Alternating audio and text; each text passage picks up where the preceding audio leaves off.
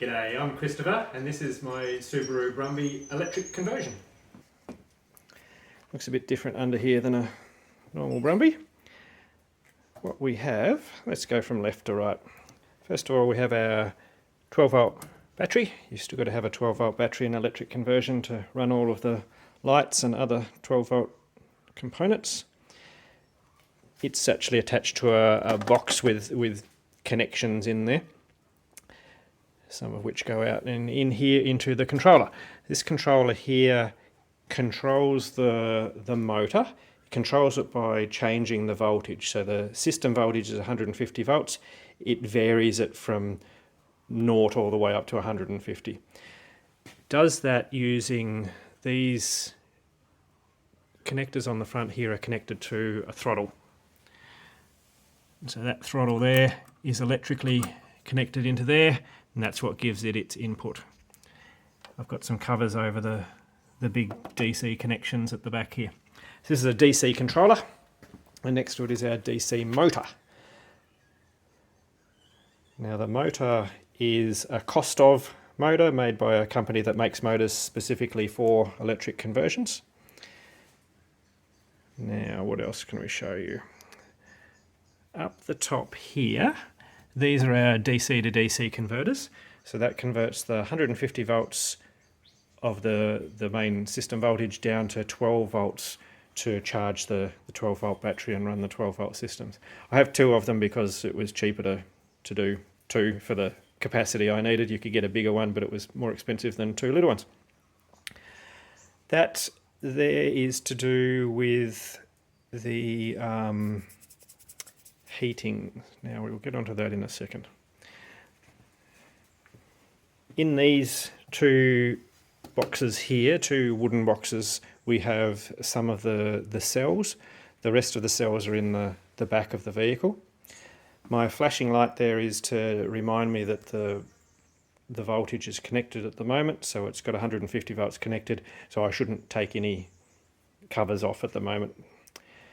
The stop button here, I need to get another one. It's plastic bit's broken off, but it still works.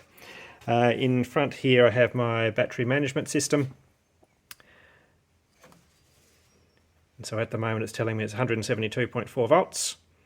The highest cell is 4.02 and the lowest cell is 4.01 volts. So that's monitoring that and managing those cell voltages and making sure they're all the same. Down here we have our 12 volt vacuum pump. So that's to give us the vacuum for the brake booster. The original petrol engine produces vacuum and this car used that as a boost for the brakes. Next to it is a PVC pipe painted black. That's my reservoir, or part of the reservoir. There's a bit more reservoir underneath where you can't see it, but that's the main bit of it there. What else do we have? So the rest of the thing that I haven't been talking about is the heat pump.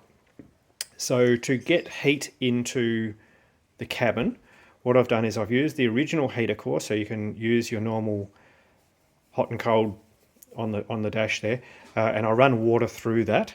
Now to heat that water up, I've done it with a heat pump system. Down in there, that purple thing here, that is the compressor for the air conditioning system. So that runs off 150 volts.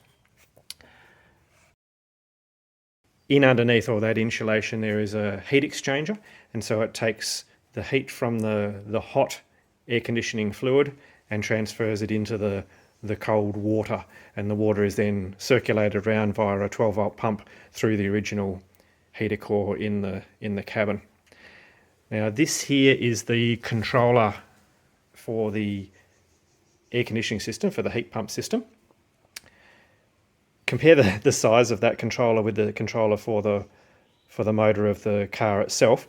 The motor of the car is something like 70 kilowatts. The motor for the air conditioning pump is something like 1 kilowatt. They haven't designed that controller to be small.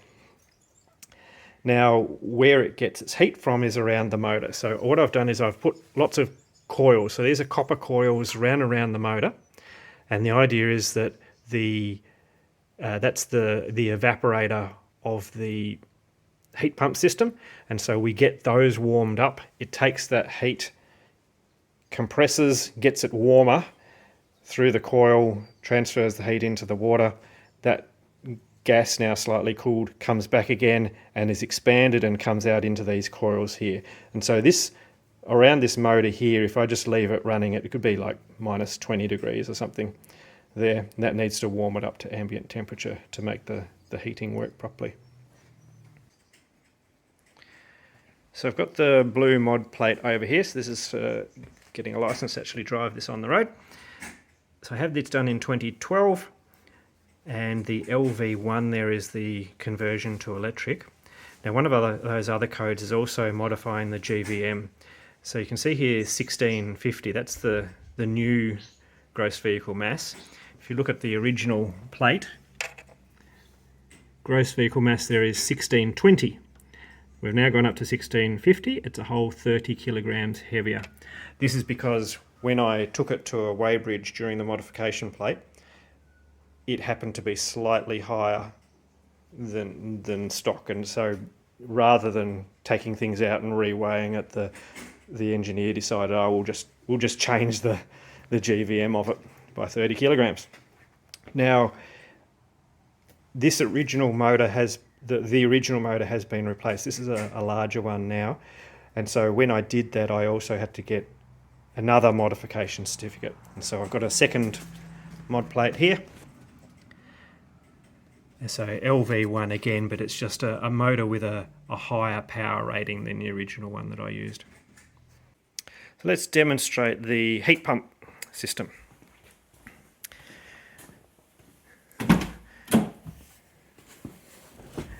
So in the cabin I've put in an extra switch. Let's turn it on first. That noise there, that's the vacuum pump for the brake booster. So I've put in a switch here, turn that on and we'll hear a different noise. So immediately we get two noises. One is the pump circulating water around, and the other one is the fan in the front. Now I've got a third noise come on, and that's the heat pump compressor itself. Let's go have a look at what's going on.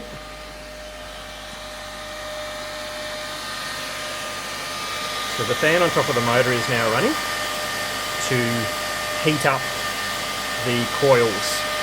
Now the coils are painted black there. They also have the black aluminium heat sinks on them there.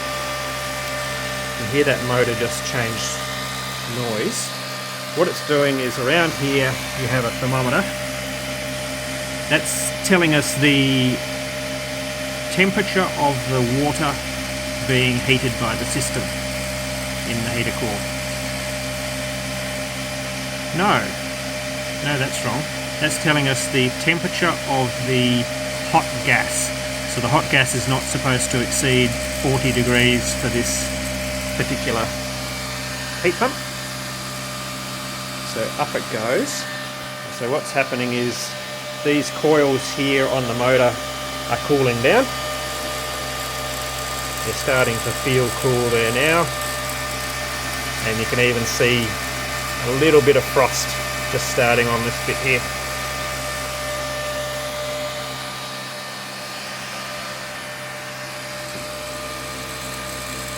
Up to 20 degrees. I can't remember what it was to start with. Oh, now I have a thermometer there, a thermometer sender, that white thing, and that gives us an indoor and outdoor temperature in here. Okay, so the outdoors is in the motor, so that means that it was about 10 degrees under there when we first started.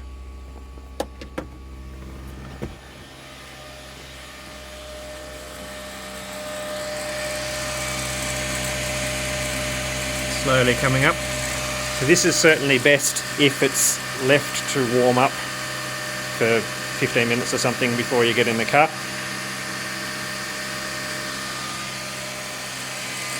You can see the frost starting up on the connections there. So then inside the car, to run the heater, I turn that on to hot and turn that on, and away it goes. It's now slightly warm. Okay, to plug this car in, I've put it in under here, of course.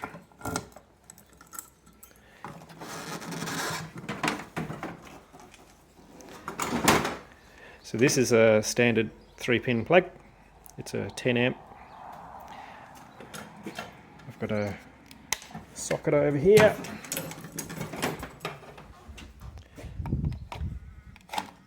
And in we go. I've got a red light there that indicates that it's currently charging, and when it's full, that starts to blink. So now that we're charging, under the bonnet we have 2 more temperature controllers. Those 2 temperature controllers there are controlling the temperature inside the battery cells, inside these 2 boxes. I have some nichrome wire in there to heat up the cells. Those are set to, I think, 14 degrees, so they won't be warming up very much at the moment. There's those 2 compartments there for cells, and there's another big lot in the back.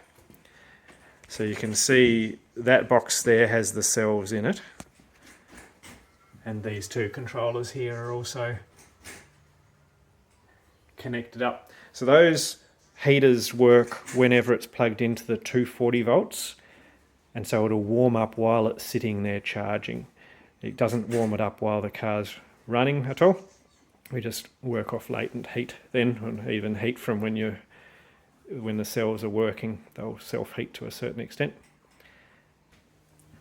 So I can change that set point, and I do from summer to winter. I'll set it up to something like 14 in the winter and basically turn it off in the summer. Okay, so inside the Brumby we've got a few modifications here. If you go over to the left, what have we got here? So I've got a new light and button. This is from the battery management system. So this light will come on if there's any error, any fault condition that the battery management system notices. If I hold this button in, I can make the light come on just so you can see what it looks like. So that's my general purpose, something's wrong light, and so you would then go and look under the bonnet to see what it is. It'll most commonly be that you're running very low on battery power. What else do we have? So I put in that switch there, that's for the heat pump heater. This is just a plug-in thing into the cigarette lighter that shows you the 12 volt battery voltage. What else is down here? I've got the stereo in there. I think that's normally just a hole in there. I can't remember. Too long ago, we did that before we did the electric conversion. This here is my ammeter. Now it's actually a tacho, an aftermarket tacho, and the Ziva fuel gauge driver drives that to show instantaneous current, and I have put in a new backing, what do you call that, facing thing with the amps graphics on there. Did that on the computer and printer. What else do we have? Down here, this is the windscreen wiper delay, intermittent delay. So the Brumby doesn't come with an intermittent setting. It's just got, oh yes, it's on, sorry. It's just got low and high, and so I've put in an extra bit of circuitry around there. I'll put a link in the description as to how you can do that. So you can make a bit of circuitry to give yourself an intermittent, and this resistor here is how fast that intermittent happens. Okay, clock is the same, odometer is the same, our multifunction dash thing there is the same. Now we've got a fuel gauge there. The fuel gauge is from the Ziva fuel gauge driver. So if I turn that on now, The noise there you can hear, that's the brake booster, the 12 volt brake booster coming on, and the fuel gauge has gone up there, so that'll slowly make its way all the way to the top, assuming that we are fully charged at the moment. Turn that off again. The temperature gauge there, I've put a thermistor on the motor, and I've chosen the thermistor with the same resistance as what the original motor would have been the engine temperature thermistor had. And I've got two of those because I decided I'm not sure if I want to know the motor temperature or the controller temperature, and so I've put one on both. And down here, this switch here switches between them, and so to the left is the motor and to the right is the controller. I find that the motor gets warmer, and so I tend to leave it on the motor one. Next to that switch down there, I've got heated seats, so I've put in again an aftermarket heated seat cover, and that gives me high and low temperature there. I've got this hairdryer here. This was my first heating that I put in before the heated seats or the heat pump heating, and this was just to demist. And so when you do your compliance plate, you need to have a source of demisting, and this is what I did at the time. That's all I had. And so what have I got? I've got a button under there. Turns on that horrible loud thing that doesn't do an awful lot. I've left that in there. I haven't used it for a fair while. I was half expecting it to blow a fuse. So the Brumby has this neat little display here, all just done with lights and connections. There's no computer control in it at all. And so you can do things like, if I turn the lights on, it all lights up. Can you even see? Oh, there we go. Beam at the top. Turn the lights back off again. Door. Front door, left door, and we've got our full drive. Go into full drive, go into full drive low there. It's quite a neat little thing. And because it's all just basic, then you can go in there and use any of those lights you like. I've actually repurposed one in there that's, I can't remember what it is, but it was a yellow one, some kind of lightning bolt thing, and I've done that as the overheating for the motor. That's my introduction to the Brumby. Thanks for watching. See you next time.